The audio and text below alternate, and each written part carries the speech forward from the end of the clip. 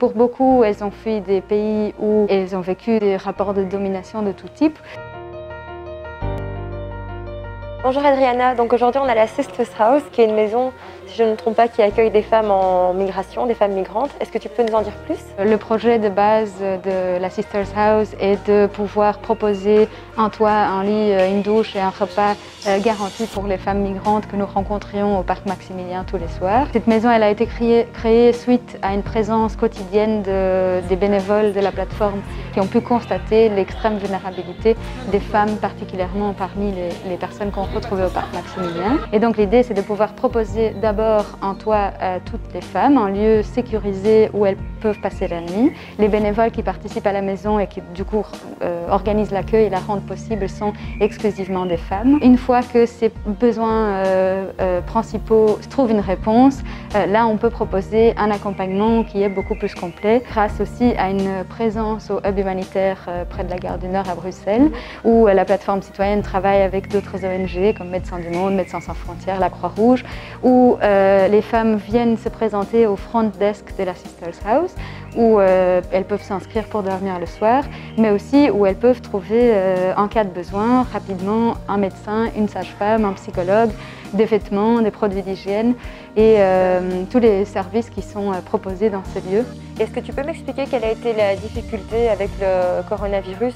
Avant, sur les 15 heures d'ouverture de la maison, il y a systématiquement 3 bénévoles le soir, 2 qui dorment la nuit et 2 le matin. Avec le confinement, du coup, on a dû passer à une occupation de 24 heures sur 24. Et pour cela, il a fallu s'organiser avec l'équipe de citoyennes bénévoles pour qu'il y ait constamment 2 personnes sur place à toutes les tranches horaires. Ensuite, on a mis en place toute une série de mesures d'hygiène, donc des stands de lavage de mains un peu partout, là où il y a des déplacements entre les pièces. Une désinfection quotidienne de toutes les clinches de porte, les interrupteurs, les surfaces là où on touche. Et tout ça s'est fait en collaboration avec les femmes qui sont hébergées ici. Le fait de tout à coup devoir se retrouver 24 heures sur 24 dans une maison où on a tout le temps et tout l'espace de réfléchir, ça donne lieu aussi à beaucoup de ruminations qui ramènent à des événements très tragiques. Et donc pour pouvoir justement faire face à cette détresse de se retrouver tout d'un coup à l'arrêt, on a mis en place toute une série d'activités, donc de cours de sport, des cours de yoga, des cours de self-défense, des cours d'art, des moments où on discute en plein air tous les soirs pour discuter sur les questions de la maison, pouvoir les résoudre. Et donc d'un côté pouvoir occuper le temps le mieux possible et en même temps pouvoir leur permettre de participer collectivement au développement du projet.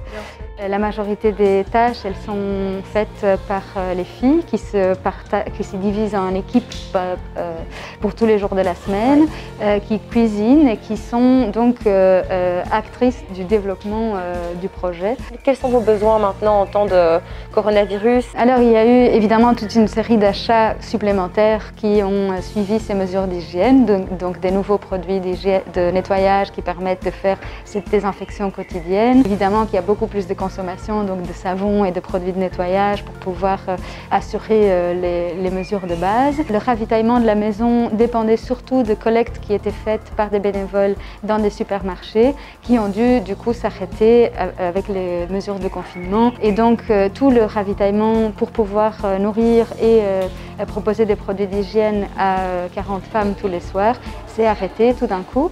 Et donc on a organisé des appels à dons financiers pour pouvoir faire des achats en grande quantité. Qu'est-ce qui pour toi a été le plus dur pendant cette période? C'est quelque chose qui amène à de la rumination, à dépenser, à un état de découragement qui est assez général.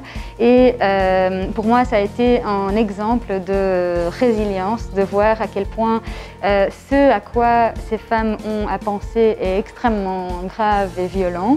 Et pourtant, on arrive quand même toujours à avoir une bonne ambiance, à avoir de quoi rire, de quoi partager et de quoi être solidaire entre toutes pour passer ce moment au mieux.